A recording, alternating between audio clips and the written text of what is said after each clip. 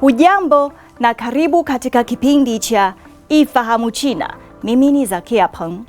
Sekta ya roboti inayokuwa kwa kasi nchini China inatarajiwa kuharakisha kwa kiasi kikubwa matumizi na biashara ya akili bandia kwa mwaka 2026.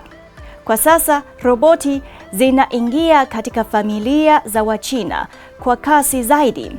Na kampuni ya Unitree, moja ya kampuni zinazoongoza za roboti nchini China, hivi karibuni imefungua duka mjini Beijing, ikiuza roboti zenye umbo la binadamu na roboti zenye umbo la mbwa kwa watumiaji. Kwa kutumia roboti, zaidi ya kampuni 5,000 za akili bandia za China zinapanua matumizi ya teknolojia zao katika maisha ya kila siku ya watu.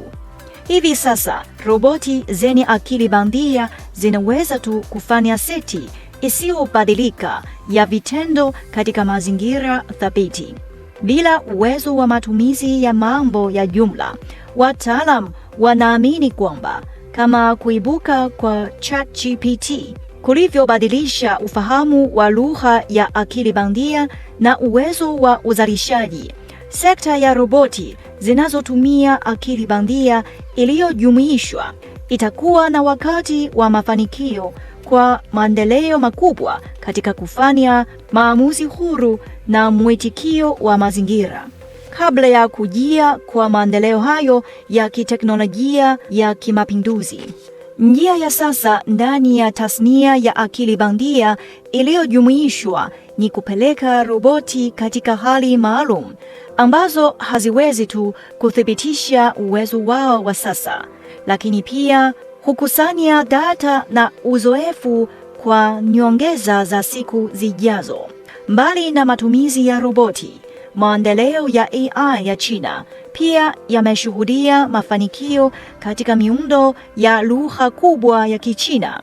Katika baadhi ya matukio, watu wanaweza kushuhudia akili bandia ikishiriki katika mijadala isiyotarajiwa na binadamu na kuwa na majibu ya haraka yenye mantiki kiasi kwamba yalizidi matarajio ya kila mtu. Kwa mujibu wa mkuu wa idara ya sayansi ya kisaikolojia na utambuzi katika chuo kikuu cha Tsinghua, Bwana Liu Jia, hivi sasa tayari akili bandia inaandika 80% hadi 90% ya msimbo wa program.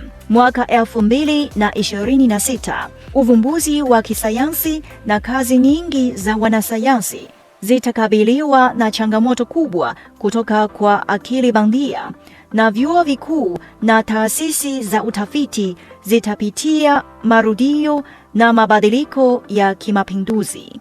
Haya, kwa leo kipindi hiki kinaishia hapa.